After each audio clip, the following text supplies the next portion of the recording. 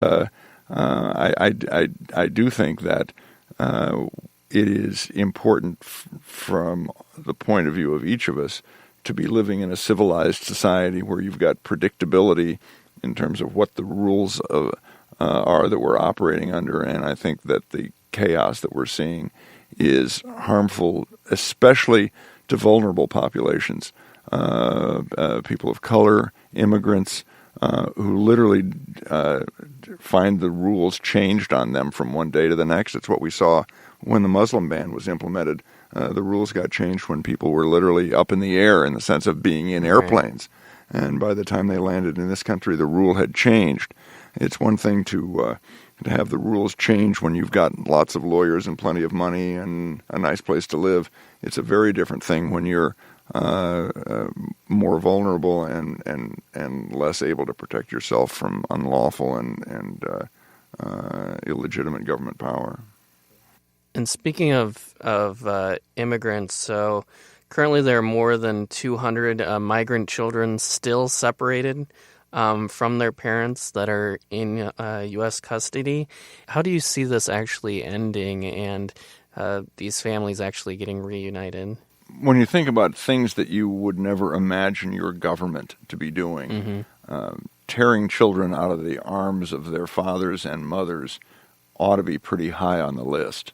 But of course, that's exactly what we saw. When that started to happen and became the intentional government policy, the ACLU started a lawsuit in California, as a result of which more than 2,000 children have been reunited with their parents. There has been enormous progress. There was a joint report to the court this week in which the court expressed some, shall we say, disappointment in the Justice Department's position, but did indicate that in his view there was a substantial progress being made toward reuniting all of these children with their families to the extent it can be done. Some of these parents they literally cannot find. Some of them may be incarcerated and they can't be reunited. I don't really know, but if the number of 200 or so is right, still in a separated situation, I will tell you that the ACLU is not going to quit until those last 200 are reunited with their families, because one of the things that we've tried to demonstrate, and I think have demonstrated over the years, is that we don't back down. We don't quit until the battle's been won, and the battle's not going to be won until every one of those kids is reunited. And so, what do you say to the Trump administration when they said, well, the ACLU, with all of your resources that you have, maybe you guys should be the ones to, reunite these children? What would your response be to the administration? I think to call that presumptuous would not be an overstatement.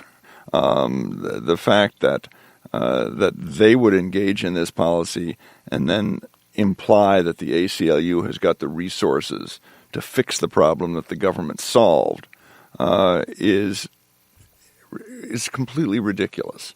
Now, the fact is that the ACLU has done what it can to try to provide information to reunite parents and children, but this is a problem that the government solved, and that the government, by God, ought to fix it. So you would not take his offer of a public-private partnership with the administration? Correct.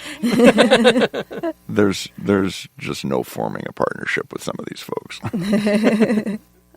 Two general advice for those of us. Wow, you really want advice from me? Okay, I can't believe it. One piece of advice. I mean, obviously, no one is looking to, become an esteemed director of a national organization or anything like that. So we won't take your advice. Don't worry. That's a relief. In terms of advice, I don't know. I don't know why anybody ought to be taking advice from me. I do think that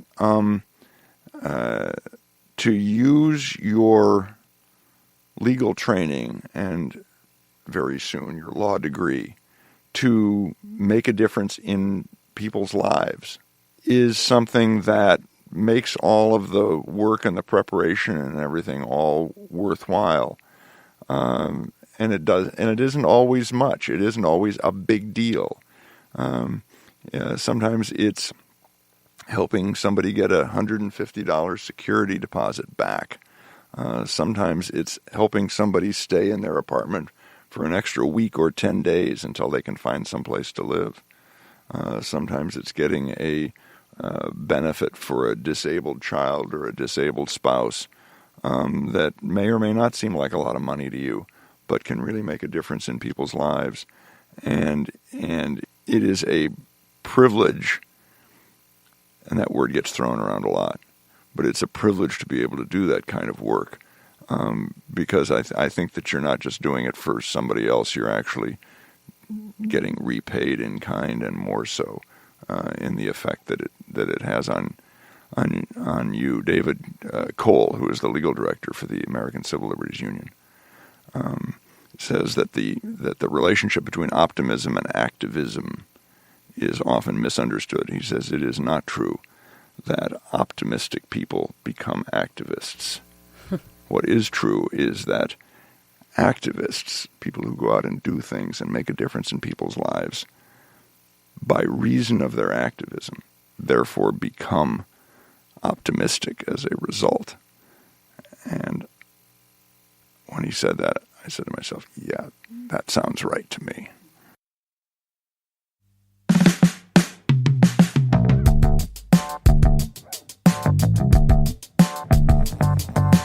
Thank you for listening to the Cold Call Lawcast. Follow us on social media at Cold Call Lawcast. You can find us on Twitter, Instagram, and Facebook.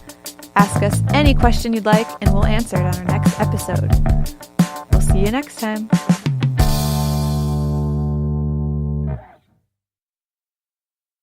Is this one? Ooh, look How at does that. it look? I can see. Yeah, I'm zoomed super far in. That's why it looks.